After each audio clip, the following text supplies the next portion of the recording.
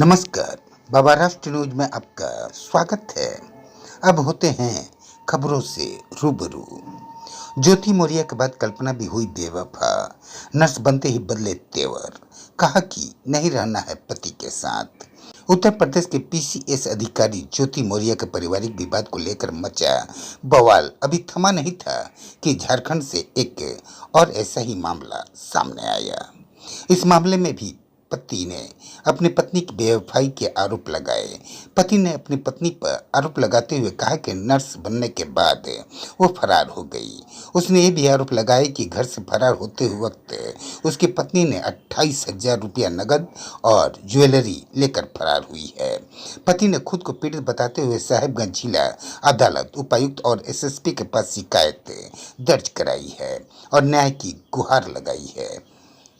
2009 में हुई थी दोनों की शादी। मिली जानकारी के अनुसार ये मामला साहिबगंज जिला के बोरियो प्रखंड अंतर्गत बांजी बाजार का है।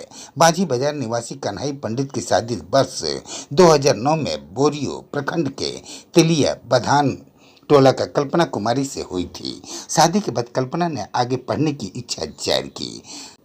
कन्हई का कहना है कि उसने आर्थिक स्थिति का हवाला देते हुए पत्नी की पढ़ाई जारी रखने में असमर्थता जताई, लेकिन पत्नी की जिद के आगे मान गया। कन्हई ने पत्नी की पढ़ाई के लिए बोरियो में ही मकान बनवाया और वहीं पत्नी का दाखिला शिबू सोरेन जनजाति महाविद्यालय में कराया। यहाँ कल्पना ने 5 साल तक पढ़ाई की और फिर नर्सिंग ट्रेनिंग लेने के लिए इच्छा जाहिर की। कन्हई ने कर्ज लेकर जमशेदपुर स्थित नर्सिंग कॉलेज में कल्पना का दाखिला कराया। कन्हई का दावा है कि वह खुद पत्नी के साथ जमशेदपुर स्थित नर्सिंग ट्रेनिंग सेंटर में गया और 2 लाख रुपये नगद फीस का भुगतान किया। कन्हई का कहना है कि 2 लाख रुपये फीस देने के अलावा उसने 2 साल में कल्पना की पढ़ाई, रेंट, कॉपी, किताब, अन्य जरूरत के सामान 2.5 लाख रुपये खर्च किए। इसकी वजह से वह कर्ज में डूब गया।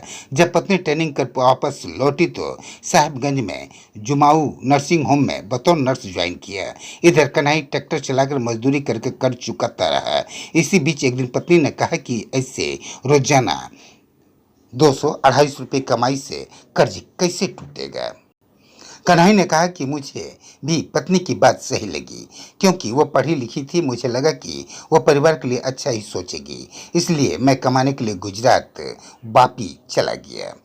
साल 2019 में आखिर में कन्हई पंडित गुजरात गया और इधर 2020 की शुरुआत में कोरोना महामारी ने भारत में दस्तक दी। मार्च 2020 में पूरे भारत में लॉकडाउन लग गया। कन्हई घर लौटना चाहता था, लेकिन पत्नी ने यह कहकर मना कर दिया कि यहाँ आकर क्या करोगे, वहीं रहो। कन्हई तकरीबन रोते हुए कहा कि वह लॉकडाउन में पुलिस की मार गाली खाकर काम पर जाता रहा। कभी नमक रोटी तो कभी केवल चावल खाकर रहा और हर महीने पैसा भेजता रहा। परिवार की जरूरतें पूरी करने के अलावा कर्ज भी चुकाता रहा। 2021 में कोरोना महामारी की दूसरी लहर में भी कन्हई गुजरात में ही था। इस बीच एक दिन उसकी पत्नी ने बताया कि घर में आग लग गई है, लेकिन सामान बच गया है। इसमें जमीन के कागजात, अन्य शैक्षणिक दस्तावेज, बेड, टेबल, कुर्सी, कपड़े और बक्सा शामिल है। पत्नी ने कहा कि उसने सारा सामान अपने मायके में रखवा दिया है। हालांकि कन्हई का आरोप है कि उसकी पत्नी ने खुद अपने घर में आग लगाई थी। कन्हई मार्च 2023 में होली के तकरीबन 4 दिन पहले घर लौटा। कन्हई का आरोप है कि घर वापस आने पर उसने गौर किया कि पत्नी का व्यवहार उसके प्रति काफी रूखा है। वह दिन और रात ड्यूटी के नाम पर अक्सर घर से बाहर रहने लगी। पति पत्नी जैसे संबंध नहीं रहा। कन्हई का आरोप है कि मैं वापस जाता तो वह झिड़क देती। होली भी पत्नी के साथ नहीं मनाई। धीरे धीरे उसे संदेह होने लगा कि उसकी पत्नी अब उसके साथ रिश्ता नहीं रखना चाहती। कन्हई का कहना है कि इस बीच पत्नी 10 साल के बेटों को लेकर मायके चली गई और आखिर बार 14 अप्रैल 2020 को बात हुई थी। उसके बाद से कल्पना का फोन बंद है।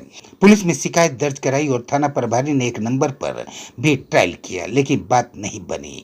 कन्हई कहते हैं कि मेरा मानसिक और आर्थिक शोषण किया गया, मैं कर्ज में डूब गया हूँ और लेनदार तगादा करते हैं।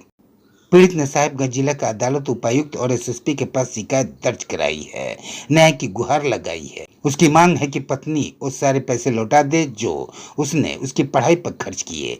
उसे उसके बेटे की कस्टडी वापस मिले और बोरियो में घर जलने के बाद जो सामान कल्पना अपने मायके ले गई थी वह उससे सही सलामत वापस लौटा दे। कन्हई का कहना है कि ससुराल वाले उससे उनका सामान लौटाने से मना करते हैं। सास ससुर और साला प्रताड़ित करते हैं। कन्हई ने कहा कि मेरी जिंदगी खराब हो गई है। और भी ऐसी तरह तरह की न्यूज को देखने के लिए हमारे चैनल को लाइक करें, सब्सक्राइब करें और बेल आइकन जरूर क्लिक करें। इससे हमारे आने वाली न्यूज की नोटिफिकेशन आप लोगों को सबसे पहले मिले।